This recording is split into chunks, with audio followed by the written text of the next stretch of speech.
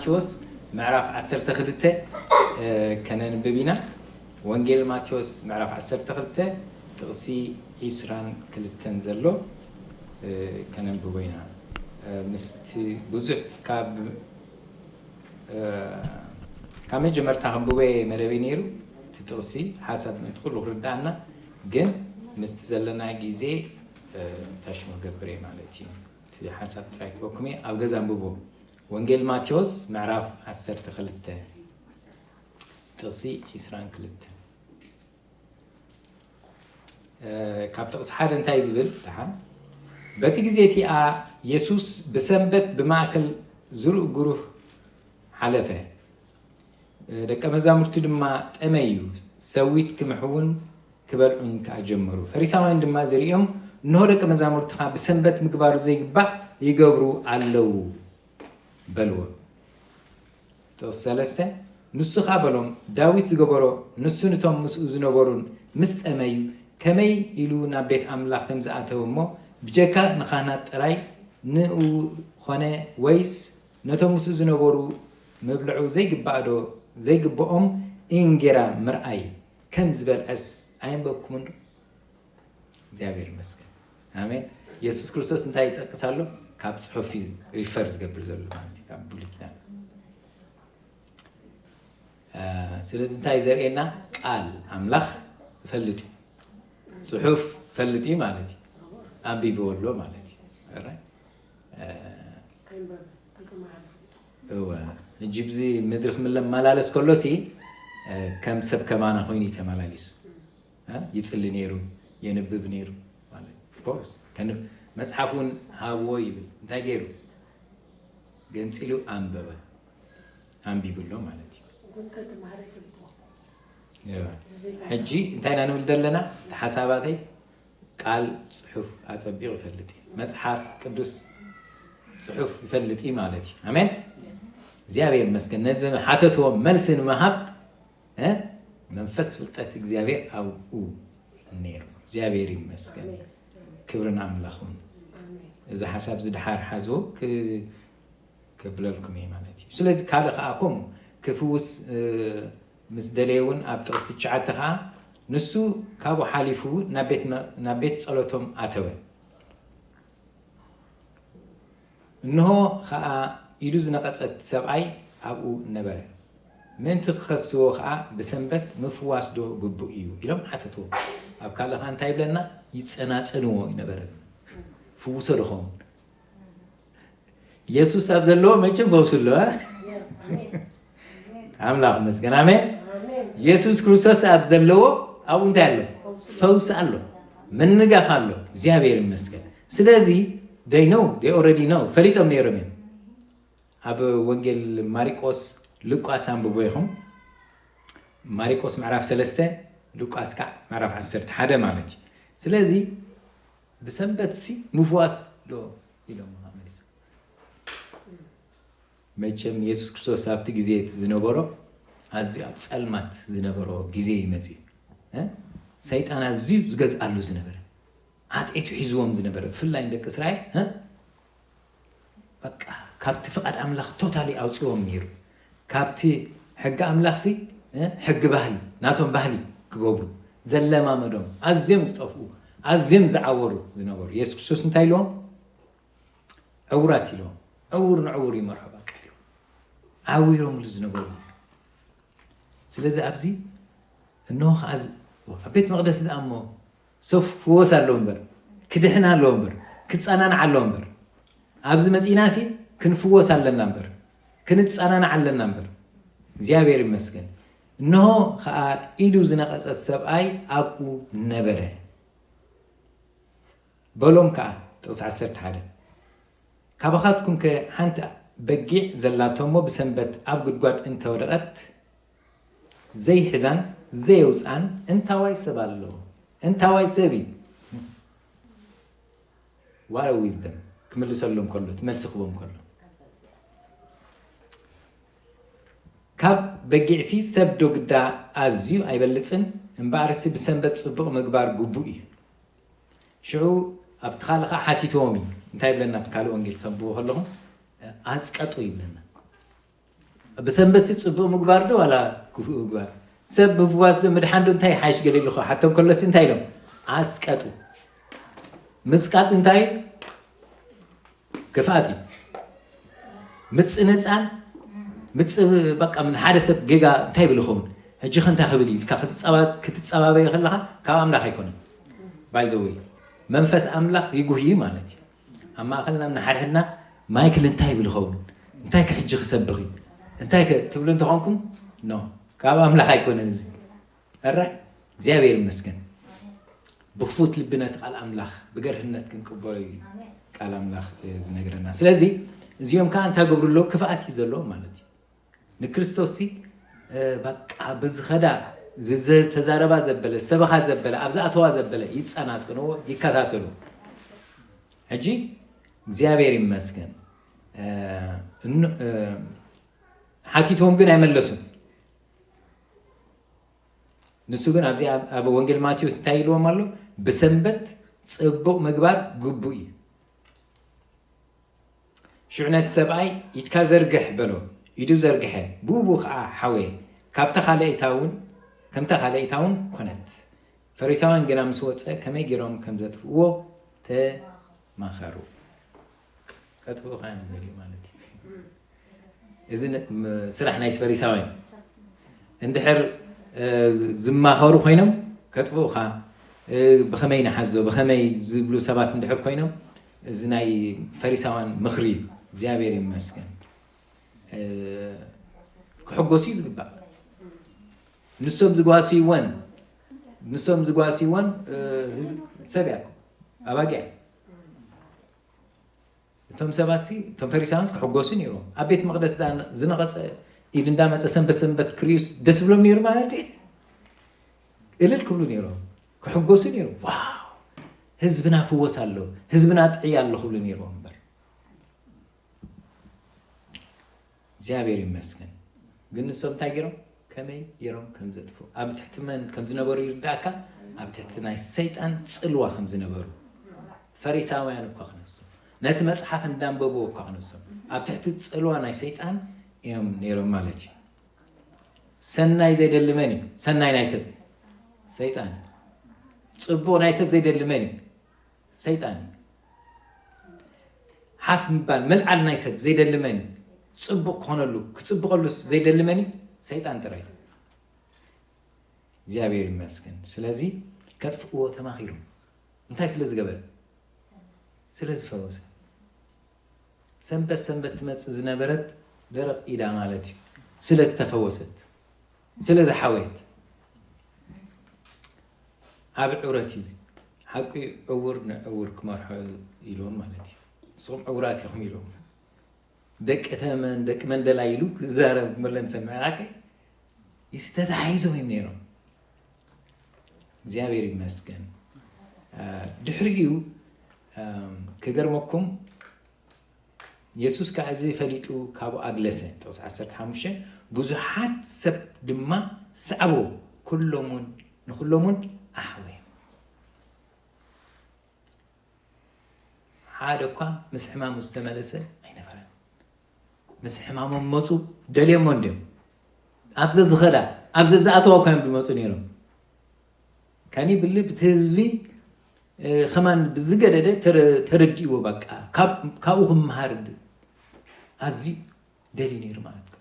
ኣዝዩ ፀሚኡ ነይሩ ተናባጊዕ ስፋሕ ዝበላ ዝቆሰላ ዝተጎዳ እየን ነይረን ስለዚ ኢየሱስ ክርስቶስ ኣብ ዝኣተው ይኸዳ እግዚአብሔር ይመስገን ናው ምስ መፁ ከዓ ንሱ ከዓ ንኩሎም ኣሕወዮም ኢየሱስ ጎይታ እዩ ክብርና ኣምላኽን ስለዚ ጥቅሲ 16 እንታይ ይብል ከግህድዎ ድማ ኣሕሚሙ ኣዘዞም ጥቅሲ 17 እቲ ብነቢ ኢሳያስ እተባህለ ክፍፀም ከምዚ ዝብል እንሆ ዝሓረኽዎ ጊዳይ ነፍሰይ ዝሰመረቶ ፈታውየይ ኣብኡ መንፈሰይ ከሕድር እየ ንሱ ድማ ነህዛብ ፍትሒ ከውፃሎም እዩ ኣይከራኸርን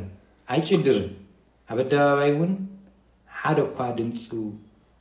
ኣይክሰምዕን እዩ ፍርዲ ናብ ዓወት ክሳዕ ዘብፅሕ ጭፍሉቕ ሻምበቆ ኣይሰብርን ዝተክኽ ፈትሊ ጥዋፍ እውን ኣየጥፍእን እዩ ኣሕዛብ ከዓ ብስሙ ተስፋ ክገብሩ እዮም ድሕርዚ ከዓ እብል ጋኔን ዝሓደሮ ዕውር ዓባስ ናብኡ ኣምፁ ንሱ ድማ ነቲ ዕውር ዓባስ ዝርእን ዝዛረብን ገይሩ ኣሕወየ እቶም ህዝቢ ኩሎም ከዓ እዚ ስትዕ ወዲ ዳዊት ደኾኒ ኢሎም ኣስተንከሩ ፈሪሳውያን ምስ ሰምዑ ግና ናይ ፈሪሳውያን ኣተሓሳስባ ናይ ፈሪሳውያን ዘረባ ቋንቋ ኻራይዎ ጠዋይ እንታይ ክብሉ ከለዉ ንሪኦም እዚ ብዘይ ብቢኤል ዘይቡል እቲ ሓለቓ ኣጋንንቲ ነጋንንቲ ኣይውፅኦምን በሉ ኢየሱስ ሓሳቦም ፈሊጡ በሎ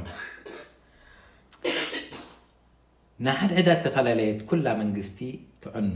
ንሓድሕዳት ተፈላለየት ኩላ ከተማ ወይስ ቤት ድማ ኣይትነብርን እያ ሰይጣን ንሰይጣን ካብ ዘውፅኦ ንሓድሕዱ ተፈላለየ እታ መንግስቱ ደኣኸ ከመይ ኢላ ትቐውም ኣነ ነጋንንቲ ብቢኤል ዘይብሉ ዘውፅኦም ካብ ኮንኩ ደቅኹም ደኣ ብመን የውፅዎም ኣለዉ ስለዚ ንሳቶም ፈራደኹም ክኾኑ እዮም ኣነ ነጋንንቲ ብመንፈስ ኣምላኽ ዘውፅኦም ካብ ኮንኩ ግና እንሃ መንግስቲ ኣምላኽ ናባኻትኩም መፀት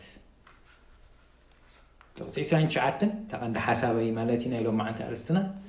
ወይስ ቅድም ነቲ ሓያል ከይኣሰረ ናብ ቤት ሓያል ኣትዩ ኣቕሑኡ ክብዝብዝ ዝኽእል መን ኣሎ ድሕርዚ እዩ ቤቱ ዝብዝብዝ ኢሎም ቅድም ነቲ ሓያል ከይኣሰረ ናብ ቤት ሓያል ኣትዩ ኣቕሑኡ ክብዝብዝ ዝኽእል መን ኣሎ ኣሎ ዲ የለን እቲ ሓያል ሰብኣይ እቲ ሓያል ተባሂሉ ዘሎ ቤቱ እንዳተበዝበዘ ትምብል ዲ ኣይብል እንታይ ክትገብሮ ኣለካ ክትኣስሮ ኣለካ ክእሰር ኣለዎ መጀመርያ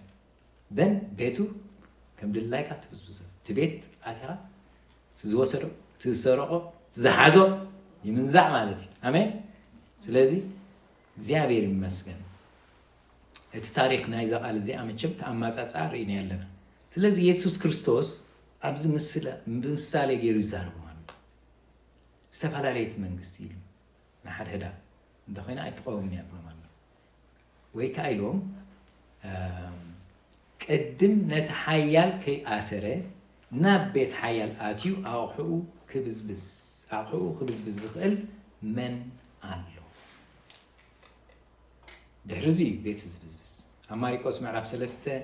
ጥቕሲ 27 ከዓ ሓደ እኳ ቅድም ነቲ ሓያል እንተዘይኣሰረ ቤት ሓያል ኣትዩ ገንዘቡ ክብዝብዝ ዝኽእል የልቦን ይብል ማለት እዩ ኣብ ሉቃስ እውን ሉቃስ ምዕራፍ 11 ጥቕሲ 22 እቲ ሓያል 21 ሶሪ እቲ ሓያል ሰብ ኣፅዋሩ ሒዙ ገዙ እንተሓለወ ብዘሎ ጥሪቱ ደሓን ይኸውን ካብኡ ዝሕይል መፂኡ እንተሰዓሮ ግና ነቲ ዝእመኖ ዝነበረ ኣፅዋሩ ይገፎ ነቲ ዝበዝበዞ እውን ይማቐሎ እግዚአብሔር ይመስገን ስለዚ ኢየሱስ ክርስቶስ ኣብዚ ክዛረብ ከሎ ሓያል ኢሉ ኣሎ ነቲ ሓያል ኣብ እንግሊሽ ከዓ ስትሮንግ ማን ስለዚ ነዚ ንመን ሪፈር ዝገብር ዘሎ ንመን ዘመልክት ዘሎ ሰይጣን ሓያል ሰብኣይ ተባሂሉ ዘሎ መን እዩ ሰይጣን ስለዚ እንታይ ከዓ ገብር ኢሎ ዝበዝበዞ ነገር ኣለ ዝሓዞ ነገር ኣለ ዝኣሰሮ ነገር ኣለ ዝወሰዶ ነገር ኣለ ስለዚ ካብኡ ዝሕይል ከዓ መፅ መን ይሱ ኢየሱስ ክርስቶስ አሜን ካብኡ ዝሕይል መፂኡ እንተሰዓሮ ግና ነቲ ዝእመኖ ዝነበረ ኣፅዋር ይገፎ ነቲ ዝበዝበዘ እውን ይማቕሎ ስለዚ ካብ ኣጋንንቲ ከናግፎም ካብ ሕማሞም ክፍውሶም ምስ ጀመረ ካልእ ስልዮም ሂቦሞ ፈሪሳውያን እዚ ብኣጋንንቲ ብሓልቂ ኣጋንንቲ ገይሩ ዘውፅኦም ዘሎ ክብሉ ጀሚሮም ማለት እዩ ኢየሱስ ክርስቶስ ግን እንታይ ይብላ ኣሎ ነቲ ሓያል ኣሲረዮ ቤቱ ከዓ ብዝብዝ ኣለኹ ማለት እዩ እግዚአብሔር ይመስገን ስለዚ بزد أرستي لو معتي كنزاربينا جابي المسكن نحنا أبز مدرخن مالالس كلنا كم منفساوين كل نجاراتنا من استأساسري مس منفساو نجار استأساسري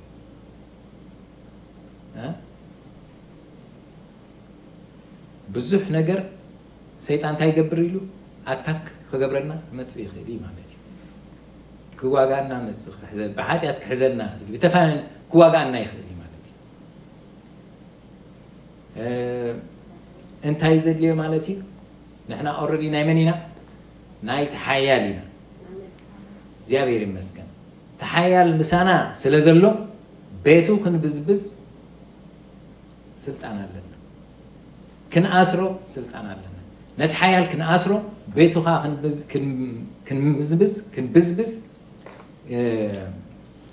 مزجبو كن وسد سلطان لنا زيابير المسكن إذا هنقبر جن أنت هيو زدلينا زيابير المسكن نبزحت جزء سيطان واقع عن اللون بلينا وقب أزيحن سبات كل سمعهم تقلهم ها وقب أزيحن كتصل سبب هذا اللي يخلو صلاة أبيه ها كتصل بركة تقول كلها إلا من حرقينا ويصير فوق قبل جهة قينا قل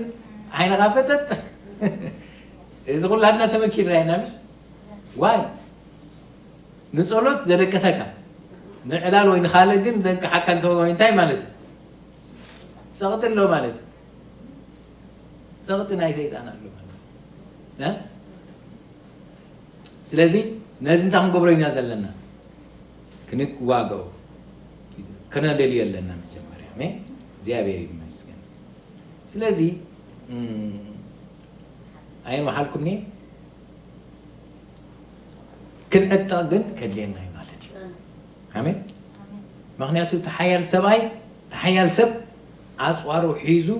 جزو انت حلوين أصوارو حيزو هي سيطان قليل يكون يسوس ندايلو تحيال سباي لول سلازي he has demons أصوار له خال له مالتي أملاخ زعلم زياي لول سيطان دايو أملاخ زعلم زياي جزاء زعلم زياي أباي ها حانت سلطان يقولوني ليسوس كريستوس right سلازي أملاخ زعلم زيانة تم زي أمتها جيرو مال يعين تم عيرو والله يبلنا سلازي سيطان انتاي أملاخ زعلم زياي زملكو نجر الله زجزء نجر الله مالك جزءات الله ممحدار الله زيابير المسكن يسوع كريستوس مسيح انتاي جيرو أصوارو بفيفوي آمين زيابير المسكن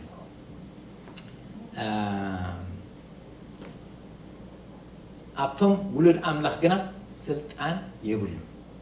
you see the difference أبتم زي أمنتي أبتم بكريستوس زي كونو سيطان سلطان الله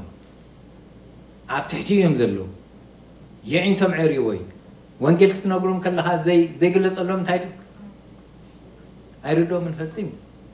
هذا PhD زلوا على حال زلوا وانجيل كتنقولوا كلها فلسين بس حقول سامبل بس جاي كونن ها أيردو أويرم يندلوا زيابير المسكن كلام لحن تايب يبلنا أتصوعهم تملكتوا يبل ها وزحت شهادات وزحت تابتما وزحت فلاتات أتصور نحاد حارسين حدا تمرت زي ولا ولا ربعي كلدي ولا تمرت زي تمارا وانجيل مس نجر كاي يقول له صل منفس كل سيم الله إذا قال زي تروترو يقرأ له صل هذا الدكتوريت زلوخا يقول له صل تبل كاي يلن منفسه آمين سلازي زيابير مسجن اتهم بقويت هزدحن داقم استولدنا نحن أنت حدش فترتنا يدنا قلم الأخرين حدش فترتنا زيابير المسجن منفسنا أنت كويني نقعه منفسنا أنت كويني برتعي بقالوس كتسلي لهم كلهم سبئ في سنتايلهم أبتوش تأوسكم بحايلي منتي كتبرتعوا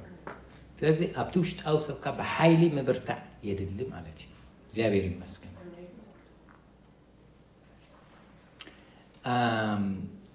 ሓደ ካብቲ ሰይጣን ክንስዕረሉ ዝተዋህበና ኣፅዋር ቃል ኣምላኽ እዩ ማለት እዩ ኣሜን ወላ ምሳሌ ክንወስዶ እንድሕር ኮይና እቲ ሓያል ሲኢልዎ ኣብዚ እቲ ሓያል ሰብ ኣፅዋሩ ሒዙ ገዝኡ እንተሓለወ ብዘሎ ጥሪቱ ድሓን ይኸውን ካብኡ ዝሕይል መፂኡ እንተሰዓሮ ግና ነቲ ዝእመኖ ዘበለ ኣፅዋር ይገፎ ነቲ ዝበዝበዘ እውን ይማቐሎ ካብኡ ዝሕይል ኢየሱስ መፂ ስለዚ ንዓና ስልጣን ሂብና ኣሎ ኣብ ልዕሊ ተመንን ዕንቅርቢትን ኣብ ልዕሊ ኩሉ ሓይሊ ፀላይ ክትረግፁ ተዋሂብና ኣሎ ኣሜን ከምኡ ኢልና ኣሎ የስ ስለዚ ሓይልና ሃው ዱ ሜንቴን ከመይ ጌርና ኢና ሓይልና ስልጣንና ኣብ ልዕሊ ሰይጣን ክንገዝእ ንኽእል ሓደ ቃል ኣምላኽ እዩ ኢየሱስ ክርስቶስ እውን ከምኡ ገይሩ ማለት እዩ ኣሜን ሰይጣን መፂኡ ክፍትኖ ከሎ ብምንታይ ስዒርዎ ፅሑፍ እዩ እናበለ ይስዒርዎ ኣሜን ቅድሚኡ ከዓ እንታይ ከይዱ ነይሩ 40 መዓልቲ ጾም ጸሎትን ወሲዱ ድሕሪኡ ከዓ መፂኡ ሰይጣን ክፍትኑ ጾምን ኣሚን ጸሎትን ቃል ኣምላኽን ሓንሳብ እዩ ምስ ኣምላኽ ዘለካ ኮኔክሽን ጸሎት ኣገዳሲ እዩ ማለት እዩ ሓደ ቃል ኣምላኽ ምስ ቃል ኣምላኽ ዘለካ ፍልጠት ምስ ቃል ኣምላኽ ዘለካ ግዜ ንቃል ኣምላኽ ምስትንታን ንቃል ኣምላኽ ምብላዕ እዚ ሓይሊ ይህበካ ማለት እዩ ይሕይለካ ነቲ ሓያል ክትስዕሮ ነቲ ሓያል ክትብርትዖ ይኽእለካ ማለት እዩ እግዚአብሔር ይመስገን ቃል ኣምላኽ እስክበሉ መንፈሲ ህይወት ይኻ አሜን ወንጌል ዮሐንስ ምዕራፍ 6 ጥቕሲ 63 እንታይ ኢሉ እዚአን ኣነ ዝነገርኩኹም ቃላት መንፈስን ህይወት እውን እዩ መንፈሲ ህይወት ካይ እግዚአብሔር ይመስገን ኢየሱስ ክርስቶስ እንታይ ኢሉ ኣነ ዝመጻኹ ህይወት ምስትርፉ ኾነልና አሜን እግዚአብሔር ይመስገን ህይወት ምስትርፉ ህይወት ካ መንፈሳዊ ህይወት ካ ይለምዕ ይልምልም ንኻልኦት ከዓ ዝኸውን ማለት እዩ አሜን እግዚአብሔር ይመስገን ስለዚ ቃል ኣምላኽ ህይወት እዩ መንፈስ እዩ ምስኡ ግዜ ክንወስድ ከለና መንፈስ ንምላእ ንሓድሕድኩም እናተዘራረብኩም ሲ መንፈስ ይምላእኩም ኢሉ ምሽ ቃል ክርስቶስ ንሓድሕድኩም እናተዘራረብኩም መንፈስ ይምላእኩም ይመልኣካ እዚ ቃል እዚ ክንካትዓሉ ኣይተዋሃበና እዚ ቃል እዚ መንፈስ ዝመላና መዓስ ክንካትዓ ከለና ዲ ኣይኮነ ናትና ፍልጠት ክንርኢ ኢልና ሰብ ክነእምኖ ህርድክ ክንብል ከለና ዲ ኣይኮነ እንታይ ደኣ ዋው ጎይታ ዝመሃረኒ ንዓይሲ እዚኣ ኢልካ ሸር ክትገብሮ ከለካ እሱ ከዓ ኣነ ከዓ ከምዚኣ ክብለካ ከሎ ሞር እንታይ ይኸውን መንፈስ ይመልኣካ እግዚአብሔር ይመስገን ኣሜን ስለዚ ምስ ሕዋትኩም ብቃል ኣምላኽ ክትዘራርቡ ከለኹም መንፈስ ይመልኣኩም ሓደ ካብቲ ንብርትዖ ቻርጅ ንኾነሉ እዩ ማለት እዩ ኣሜን እዛ ሴልፎን ኮሙኒኬት ክገብረላ እንተኮይነ ቻርጅ ክትከውን ኣለዋ የስ እንድሕር ባትሪ ወዲኣ ከዓ ታገብር ኣለኒ ቻርጅ ክገብር ኣለኒ ንሕና ቻርጅ መንፈሳዊ ቻርጅ የድልየና ከም ዘሎ ክፍለጠና ዳ ሓንሳብ እንታይ ትገብሩ ንፅሊ ከምኡ ምሽ ንፅሊ ቃል ኣምላኽ ነንብብ ጾም ድሕር ዘድሊ ኮይንካ ጾም ንወስድ ራይ ድሕር ትሚሉ ከም ገለ ሰንበት ናይ ሰንበት ክርስቲያን ጥራይ ኮይኑ ተሰሚዕካ ጾም ትወስድ ግዜ ትወስድ ምስ ኣምላኽ ገለ በቃ ዲስከኔክት ዝኾንካ ገለ ድሕር ኣሎ ኣጋንንቲ እዞም ባሮት ናይ ኣጋንንቲ ወይ ከዓ እዞም ኣገልገልቲ ናይ ሰይጣን ጾሙ እዮም ዲኖ ይጾሙ ሓይሊ ምን ትቕበሉ ኢሎም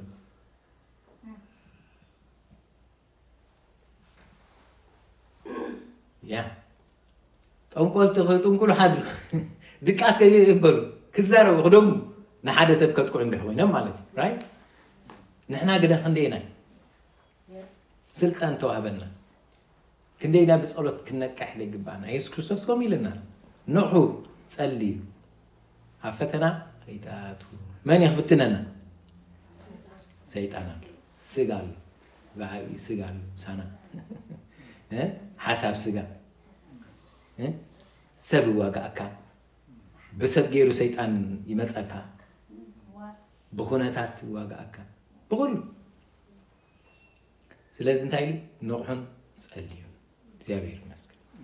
አሜን ስለዚህ ታ ጸሎት ቃል አምላኽ ዝበልኳ ሳንዲያ ታ ቃል አምላኽ ህይወትን መንፈስን አለው ንብልዓዮ ንመገቦ ነንብብ ቃል አምላኽና አቢድና አለው ቃል አምላኽ እንታይ ኢሉ ኣብ መዝሙር ዳዊት መዝሙር ዳዊት 140 ሸሞንተን ወይ ክንብባይ መዝሙር ዳዊት ሞነውጽእ أو هنتايبل 140 شعتن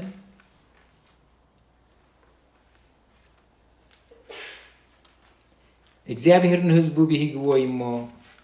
ስርባዕተ እግዚአብሔር ንህዝቡ ቢህግዎ ይሞ ንትሑታት በመድኃኒ ስልሞም ቅዱሳን በክብሪ ተሐጎሱ ኣብ መደቀሲኦም እልል ይበሉ ንሳቶም ኣብ ኣሕዛብ ሕነ ምፍዳይ ህዝብታት ከዓ ንምቕፃዕ ነገስታቶም ብሰንሰለት ንኽቡራቶም ብመቑሕ ሓፂን ንምእሳር ነቲ ጽሑፍ ፍርዲ ኣባታቶም ክፍጽሞስ ምስጋና እግዚአብሔር ኣብ ጎረሮኦም ክልተ ዝኣፉ ሰይፊ ኣብ ኢዶም ይኹን እዚ ንኹሎም ቅዱሳኑ ክብሪ እዩ ሃሌሉያ ኣሜን ስለዚ ኣብ ኢድኩም እንታይ ይኹን ኢሉ ክልተ ዝኣፉ ሰይፊ ይኹን እዚ ናትኩም እንታይ ክብሪ ናተይ ክብሪ ይስክበሉ እዚ ንኹሎም ቅዱሳኑ ክብሪ ቃል ኣምላኽ እንድሕር ተንብቡ ኮንኩም ትሕዙ እንድሕር ኮንኩም ተጽንዕዎ ትሽንግድዎ እንድሕር ኮንኩም ክብርኹም እዩ ኣሜን ያ ሓሳብኩም ክቕየር እዩ ኣተሓሳስባ ክቕየር ኣተሓሳስባኻ ይልወጥ ቃል ኣምላኽ ዝፈልጥን ብቃል ኣምላኽ በቲ ህያው ዝኾነ ቃል ዝተለወጠ ኣተሓሳስባ ዘለውን ዘይብሉን ትፈልጡ ኢኻ ተለልዩ ዲሰርኒንግ መንፈስ ምልላይ ወሃበካ እግዚአብሔር ይመስገን አሜን ህዝበይ ሳን ፍልጠት ይጠፊ ኢሉ ምሽ ያ ስለዚ ካብ ጥፋት ካብ ዕንወት ካብ ዲስትራክሽን ይሕልወካ ማለት እዩ እግዚአብሔር ይመስገን ሃሌሉያ ብዛዕባ ናይ ቃል ኣምላኽ ጥቕሙን ሕርተ ዛሪብና ክንሓድር ኢና ኣብዚ ኣሜን ንእግርና መብራህትን መገድና ብርሃን ላምፓዲና ኣብ ጸልማት ኣብ ጉድጓድ ምእንቲ ከይትወድቕ ስለዚ ሓደ ነገር ምርሒት እንድሕር ደሊኹም እንታይ ከም ትጽልዩ ሓሳብ ዋላ እንድሕር መፂኩም መንፈስ ቅዱስ እንድሕር ተዛሪብኩም ኣብ ልብኩም ሓሳብ ተሂብኩም እንታይ ከም ትገብሩ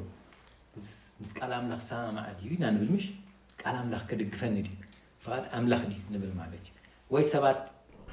ملقت انت بزي أملكم the same مسكال أملاخ سما معي نبل أبزنا إلو معانتي أرسنا خاني نينا قستاتهم بسنسلت نخبراتهم بمقوح حاتين نمأسار اتي صحف فردي أباتاتهم كفت سموس آمين صحف فردي أبا قان انت خطفت سأمن حركوينكم كتوقعوا من حركوينكم سيف يخرجوكم على مالتي آمين قال كل تزعفوا سيفي أبيدهم يخون أبيدكم يخون እግዚአብሔር ይመስገን ነጣሁም ዘሎ كل تزعفوا سيفي أبيدك يخون أبيدك يخون بلوس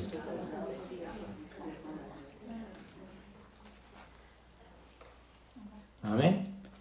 إبراهيم معرف 4:10 እንታይ ይብል أنا بوينا እግዚአብሔር ይመስገን ዝቃል አምላኽ እዚ ያው አሜን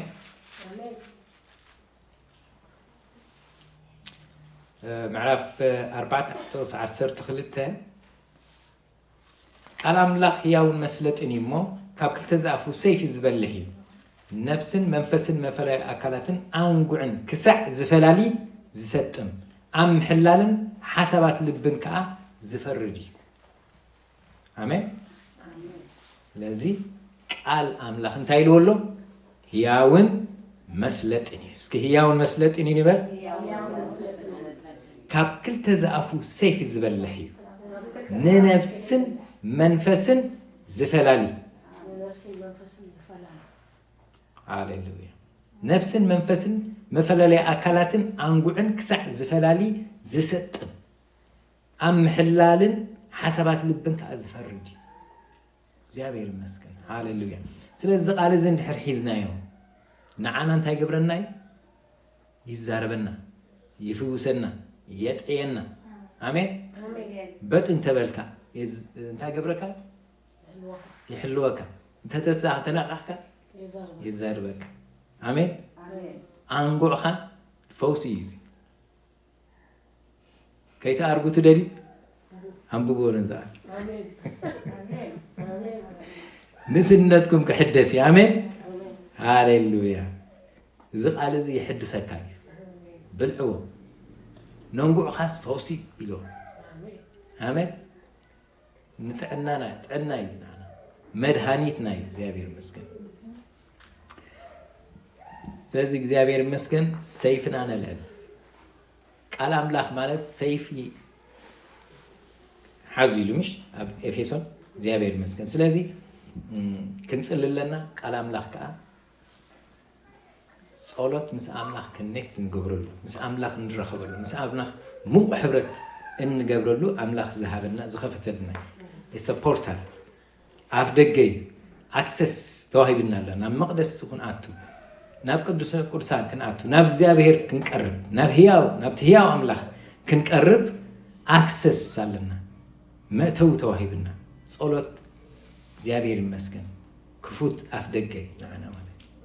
بدم يسوع كريستوس باسم يسوع كريستوس ناب قدس قدسان كناتو اكسس علينا ناب سماي እግዚአብሔር ይመስገን አሜን ስለዚህ ናይ ጸሎት ህይወትካ ክውስኻለሁ ስለዚህ ዘሐያል ሰብአይ ተባሂሉ ዘሎ ክብዝብዘካ ቦታ አይክረክብኒ ማለት እዩ አሜን ካልኻ መንፈስ ቅዱስ ግብረ ሐዋርያት ምዕራፍ 1:8 እንታይ ኢሉ ሓይሊ ከይተቀበልኩም ከይትወጹ ካኒ ብሊ መጠንቀቅታይ ከይትወጹ ከይትኸዱ ስለዚህ መንፈስ ቅዱስ ከዓ ንዓና እንታይ ሓይልና እዩ እግዚአብሔር ይመስገን እቲ ናይ ትንሣኤ መንፈስ ተባሂሉ ተቀቢልና ኣለና መንፈስ ቅዱስ ተመሊእና ኣለና ዳግም ዝተወለድና መንፈስ ቅዱስ ኣባና ኣሎ እግዚአብሔር ይመስገን አሜን ሃሌሉያ ኣብ ግብረ ሐዋርያት ምዕራፍ 10 ከነውፅኢና ኢየሱስ ክርስቶስ ከመይ ኢሉ ዳስዒሮ ነቲ ሓያል በርቲዒዎ ድሕሪልና እዚ እኔ ጽሑፍ ፈልጥ ነይሩ ጸሎት ከዓ ኣዝዩ ጥቡቅ ጸሎት ነይሩ አንጊሁ ይጽሊ ነይሩ ንጎንጎ ሓንሳ ሙሉ ለይቲ ይጽሊ ነይሩ ጽሑፍ ነንብበይና ራይት አንጊሁ ንጎንጎ ይጽሊ እንታይ ነይሩ ማለት እዩ specific time ነይሩ ጊዜ ነይሩ ኢየሱስ ክርስቶስ ንሐዋርያት ክዛረቦም ከሎት ናይ መወዳእታ ጊዜ ዝተሓዘሉ እንታይ ኢሉ ንሓንቲ ሰዓት ዶ ክጽልዩ ኣይትኽእሉን ኢኹም ኢሉ ንቑ ኣብ ፈተና ከይተኣቱ ንቑ ኢሉ ተስኡ ጸልዩ ናይ ጸልማት ዘመን ይመጽእ ኣሎ ጊዜኡ እናኸፍአ እዩ ዝኸይድ ዘሎ ስለዚ ንጸሊ እቲ መልእኽቲ እንታይ ንጸሊ ሕጂ ነገር ኩሉ መወዳእታ ኩሉ እንዳቀረበ ዝኸደሉ ጊዜ አሜን እግዚአብሔር ይመስገን ነገራት እንዳበረሊ ኸይድ ሕጂ እንዳጸልመተ እንዳኸፍአ ካብ ዓሚ ሎማ ዓመት ካብ ቅድሚ ዓሚ እንዳኸፍአ ይኽመጽእ ዋይ እንድሕሪልኩም ሰይጣን ሓፂር ጊዜ ተሪፋቶላ ሓፂር ጊዜ ተሪፍዎ ከም ዘሎ ብብዙሕ መገዲ ይኽግለጽ አይነው ንዓና ነቶም ንዳሉ ነቶም ንኣምላኽ እንደሊ ገጹ እንደሊ ክብሪ ኣምላኽ ብሓይሊ ክግለጽ አሜን እግዚአብሔር መንፈሱ ብሓይሊ ዘፍሰሉ ዘመን እዩ ማለት ነፍሳት ኣዝየን ዝድሕናሉ ዘመን ይኸውን ማሕበር ኣምላኽ ግን እንታይ ክትከውን ኣሎ ክትስእ ኣሎ ክትነቅሕ ኣለዋ እንድሕር ርቂሳ ግን መጻወቲ ኣጋንንት ኢና ዕላሙ ኣጀንድኡ ሰይጣን ክፍጽም ማለት እዩ ስለዚህ እግዚአብሔር አፍ ደገ ይብናል ዲ ኮቪድ-19 ትዝክሮ ይኹም ጽልምት ይሎዝ ነበር ኩላ በቴሌፎን ጥራይ ተሸፋፊና ተኸደሉ ነበር ሕጂ ግን እግዚአብሔር እንታይ ይብናል አፍ ደገ ከፊትልናል ኮቪድ-19 ኮይኑ እንዲዩ ሰብ ሰላም ንኽትብሎ ሽዑ ከመይ ነይሩ ገዙ ክትበፅሕ ዘይሕሰብ ሕጂ ኸ ክትበፅሑ ተኸሊኹም እግዚአብሔር አፍ ደገ ከፊትልናል ማለት ዕድል ይብናል ኦፖርቹኒቲ ዊንዶው ወንጌል እንሰብከሉ ወንጌል ነብጽሐሉ ለህዝብና ነፈተውትና ነብጽሐሉ ጊዜ ይብናል ማለት እግዚአብሔር ይመስገን አሜን ስለዚህ አንጠቀመላ ካላይ ኮቪድ-19 ከመጽሐሉ መቼም ሰይጣን ታይሉ ምስወፀስ ይሉ ዳሃር ኮሊሉስ ናብታዝ ነበርኩ አህምለስ بالمترأس ተኸሳቲራ ተጸራሪጋ ጽንሖ ማለት ካልኦት ካውዝ ጎዱ አጋንት ሒዙ አጥቱ ማለት ተሰብ ካብ ተቀደማይስ ዳሓራ ይጎዶ ይሉ ስለዚህ ሕጂ እግዚአብሔር ንዓና እንታይ ይብናል ኦፖርቹኒቲ ይብናል አሜን እግዚአብሔር ዕጹጽው ኢሉ ዝነበረ ሰብ በቃ ሞት ዝሽትት ነበረ ጊዜ ሓሊፉ ሕጂ ኸ ዕድል ተዋሂብናል ዕድል ተዋሂብካል ወንጌል ክትሰብኽ ወንጌል ክንምስክር ዕድል ተዋሂብናል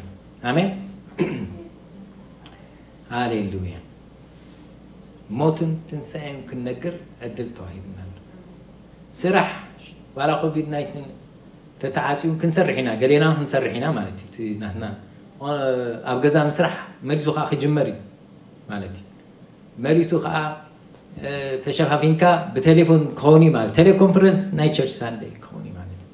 ብዙም ክኸውን ማለት ሕጂ ግዳ ኦፕን ተኸፊትና ኣሎ ተደሊኻ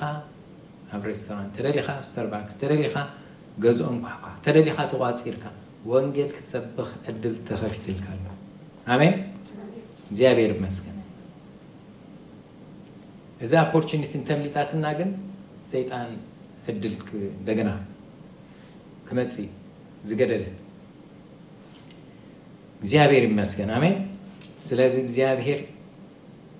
ኣብ ደገ ከፊትልናሉ እንጠቀመሉ ርስና ንርአይ ተገብራለሁ ንበል ግብረ ሐዋርያት ምዕራፍ 10:38 ከነብቤ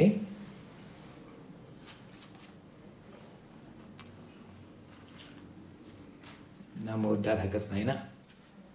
ግብረ ሐዋርያት ምዕራፍ 10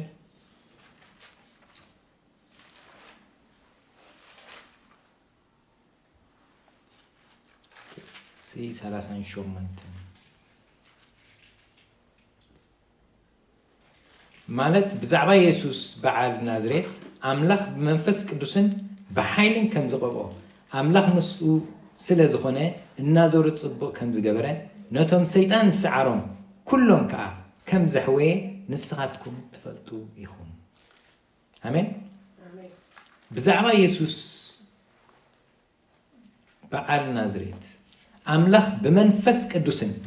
ቅዱስን እስክንበል በኃይልን ከም ዝቀብኦ ስለዚህ ኢየሱስ ክርስቶስ ኣብዚ ምድር ክመላላስ ከሎ በመንፈስ ቅዱስን በኃይልን ተቀቢኡ አምላኽ ቀቢኡ ወይ አሜን ዳስ ዋይ ነቲ ሓያል ተኸገብር ጀሚሩ ከኣስሩ ነቲ ሓያል ኣሲሩ ሰባት ነፃ ከውፅእ ጀሚሩ ብኣጋንንት ዝተኣስሩ ነፃ ከውፅእ ጀሚሩ እግዚአብሔር ይመስገን ስለዚህ መንፈስ ቅዱስ ኣብዚ ጊዜ እዚ ንዓና ተዋሂብና ኣሎ አሜን መንፈሰይ ከፍስሰልኩም ኢሉ ኣብ ስጋ ዘበለ ኩሉ ኣብ ኣንስትን ኣሰቡትን መንፈሰይ ባሮተይ መንፈሰይ ከፍስስ ዝተፈጽሚ ስለዚህ ንሕና መንፈስ ቅዱስ ምሳና ኣሎ ተሓያል ስለዚህ ነቲ ሓያል ክንኣስሮ ንኽእል ኢና ክንብርትዖ ንኽእል ኢና እግዚአብሔር ይመስገን ጳውሎስ እንታይ ኢሉ ኣሎ ንሓይሊ ትንሣኤው ክፈልጥ ኢሉ ዋው አሜን ስለዚህ ኢየሱስ ክርስቶስ በመንፈስ ቅዱስ በኃይሊ ተስዩ ካብ ሙታት እግዚአብሔር ይመስገን ስለዚህ አባና ንምጻ እስኪ ኣብቶም ሰምዑ ነዚ ኦንላይን ሰምዑ ከዓ እግዚአብሔር ይመስገን ስለዚህ ሰይጣን ኣብዚ ምድሪ ንብዙሓት ሰባት ኣሲሩ እዩ ዘሎ ብዙሓት ብሰይጣን ዝተኣሰሩሉ መን ይዝፈትሖም ንሕና ኢና እትሓያል ኣሲርዎም ኣሎ ካብኡ ዝሕይል ክመጽ ኣሎ እግዚአብሔር ይመስገን ስለዚህ ተሓያል እትብርቱዕ ክርስቶስ ነተሓያል በርቲዕዎ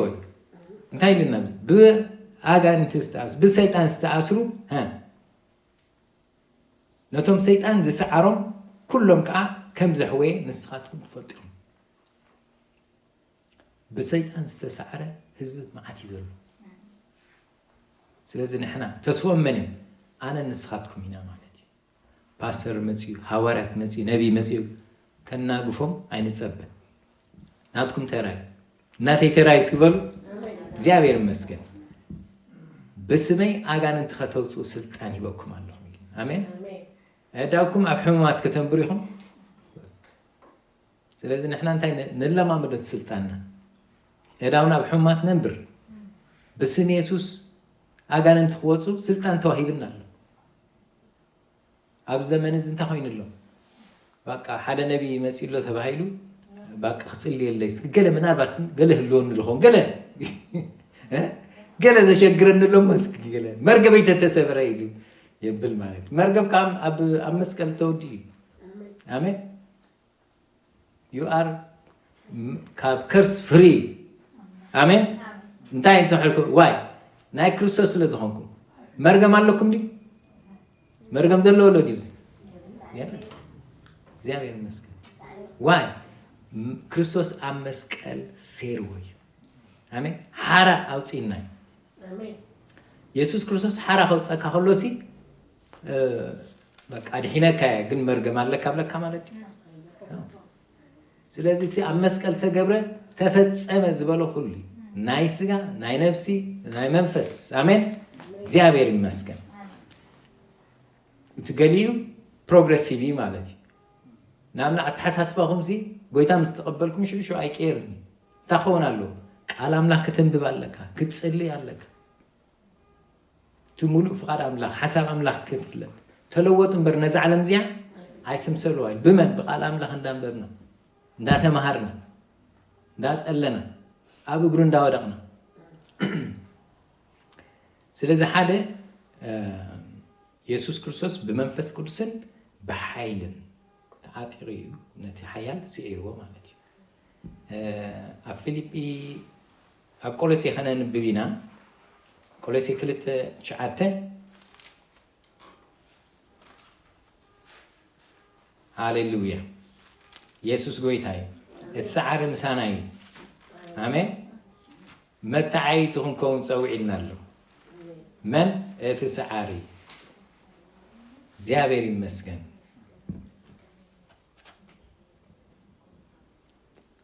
كولسي معرف كلته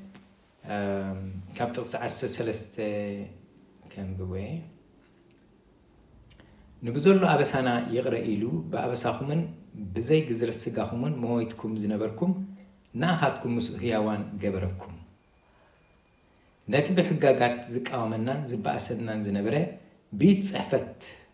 بيت صحفت إذا دم سيسو خا نو أمسكال شنكرو أماكل كماكل أرحبو نتم حلك النتاتن سلك أناتن أصوارهم جفيفو بونا فكر اللهم دكا بقلسي أستحفرهم إلى الناس زيابير مسك آمين نتم حلك النتات سلك أنات أصوارهم جفيفو بو نفكر اللهم كا بقلسي أستحفرهم إلى يسوع كريستوس ميت مستنسى نتم حلك النتات سلك أنات زبهالو ويت النت زبهالو بقلسي أستحفرهم أصوارهم جفيفو بقلسي أستحفرهم يقول زيابير مسكن آمين سلازي كبرنا أملاخون إذا قويت هذه نعنا لإخنا له كيلو نوزل العالم وانجل سبخو إلنا زيابير مسكن انتهي مسجبرة أصوارهم مسجففة حلك إنها سلطانات أصوارهم جفيفو بقولنا فكر لهم كا بقلسي أستحفرهم سي انتهي كيلو زيابير مسكن آمين سلازي أبت براكتيكال كنمت خلنا جن حنسب نفسنا أتحسسبنا فوسيد ليه مالتي نفسنا خيت عاد عقل قلت ختجلجل هيتخلنيها نسخة خيت فوسكا نسخة خيت عاها نخالق ختجلجل هيتخلنيها right سازن حنا نبغي تخن متسألنا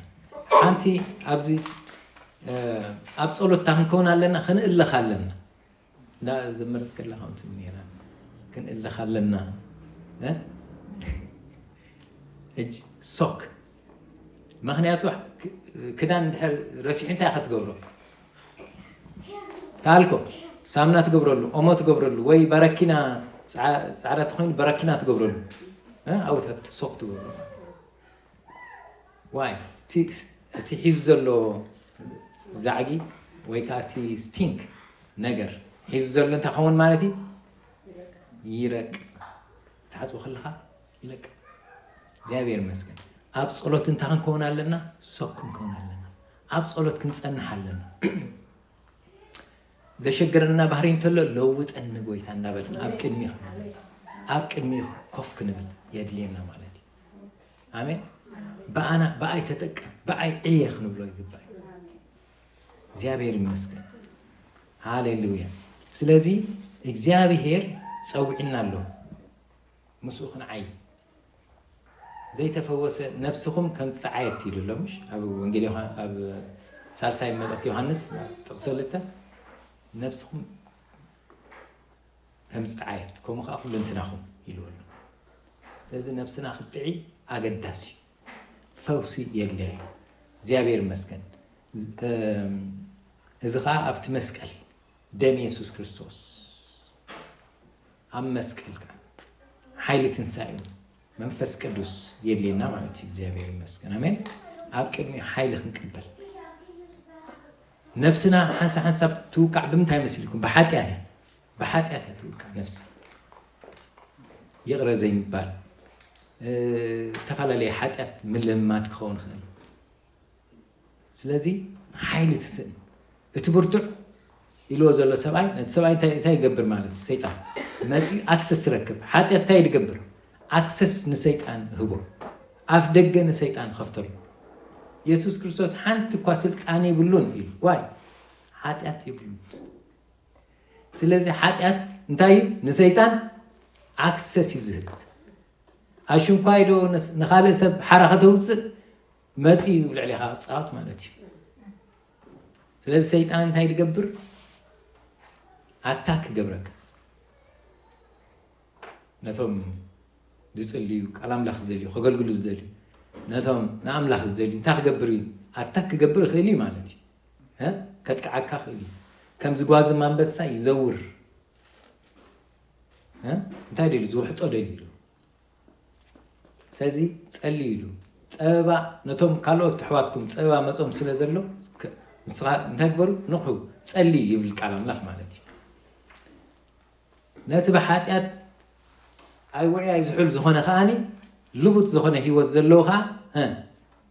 أبرسكو قبره خيلي مالتي قال لي خص لي كله يسألوا مالتي بقى أسألمات يخون النباقة خص اللي خلقه قلمتي يسنبدن نزولو أتسأل له أبرشني قال لي مسبات بقى أسألمتي بلني كم زخوينة يبلو خمالتي أبريشن له قال لي أمكاني دحرين تايد قبرهم كان نتهم كالوت كا بروسيس قبرهم يحزون مالتي كنا قوفو قلو تريهم بشيم يسكتب الكلها كتسألي لهم كلها ويبلو ويكال يقلز مانيفست قبر مالتي إذن تايب هاد بروسيس خويني ناتي عورن عباسن زنبركم يسوع كريستوس مجمرا تاجير بسم يسوع يلوم ها نتعور نت عباسن عورن زنبره أجاننتي مجمر حراوزي أجاننتي مسوات أي تخاين دزاربن درئن كوين سلازي قاليو حمام كمن تاي ناي سيطان تي أجاننتي مسوات أي حمام زفوس مالتي ترديهم سلازي أبسق خافوسي ندحر كون كوينو قاليني أجان أنت خوي مانيفستي زقبر معناتي لذا أملاخ مسجن أنت هين كم ينام مال السنة كم يعلقهم برس خمس كراي أنت هلو استوسد نلو تبلو أنت له تملس نام كويتا أمين نام تحيا المساخاي بتذكرنا كاب ساعتي أسبقنا نبلسي نايلو سلازي سلطان كحس سيف خالع زيابير مسكن ناقلينا تعنا خون خلي فاينانس خون خلي أتحساسبانا خون خلي كوسة خلي بفلاي حتى زلا ما مرسب نحر كوينو it's very dangerous هذا انتايلو the most miserable life زنبر سب منيلو backsliders معناته أبتعلم فيتك قبراي كيلن يساقي وشت حتى تندحر ديرو لايف ستايل يكون سلازي نحنا مقدس مفلاي زي ترفنا أصبقنا نفلا أصبقنا نقدسنا أملاحنا زربانا حساباتنا الرأينا اتيتودنا እግዚአብሔር ፈውስ ክንብለለን አሜን እግዚአብሔር ይመስገን ካብዘለና ያደውልና እንጸልይና እግዚአብሔር ይመስገን ስለዚህ نحنا نتحايل ሰብአይ نتحايل انت زي اسر كن اسرو يغبا بيتو خنبزبز استوسدنا نحرالو افاميلي نادي ابيت نادي بشم يسوع كريستوس يلنا كنصلي يغباي امين كننقح يغباي حيل خنعتق يغباي سيفنا خنلعل كننقح كنصلي يغباي صوم نحر ادلاي خوين صوم كنوسد يغباي امين እግዚአብሔር ይመስገን صوم بتفلل كنوسد نخلينا مالتي امين قالي بما يترك كتصنح تقولهم بفساسي وي كاب ولا كابزي صابا تسمي عينت قلمله كتب له تقولهم تفعلي عينت اتصاوم له ማለት ብለኩም ይነ بحكمنا እንደህር ወል ሓደ ሪስትሪክሽን ዘይብልኩም ኮይኑ ጸልዩ ጾም እግዚአብሔር ይመስገን አብዘ ወዲና አይና እንጸልይና